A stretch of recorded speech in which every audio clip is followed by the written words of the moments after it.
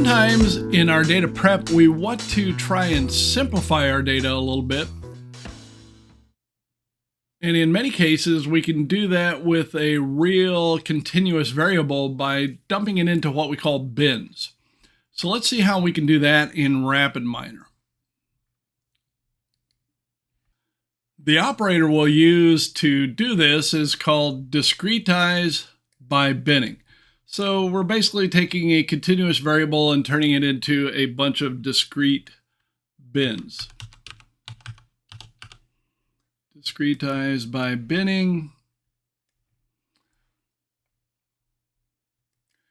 And we were going to do that with just a single feature. That was the revolving utilization, I believe. Is that right?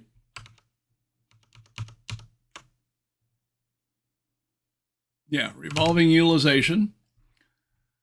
Okay, and then it says, well, how many bins do you want? And what do we want to do as far as the range name? We could do a long, short. So let's test this out and see, or we can actually specify the boundaries we want ourselves for each bin. So if I say 5 bins, I can define the boundaries for each bin. So let's do long. That'll be probably the most descriptive name. And when we run it,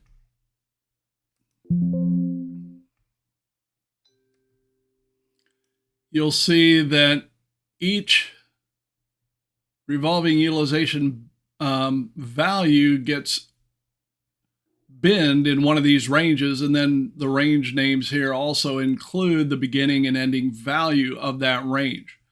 So that's a nice way to convert a numeric attribute to a categorical attribute. When you do a histogram, the histogram sort of does that for you automatically. This is a way you can specify how to do it yourself.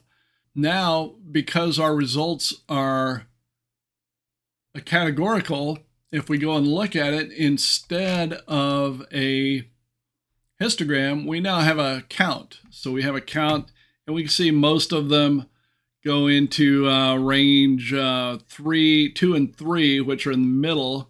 Range 5 is the smallest. That's our highest amount.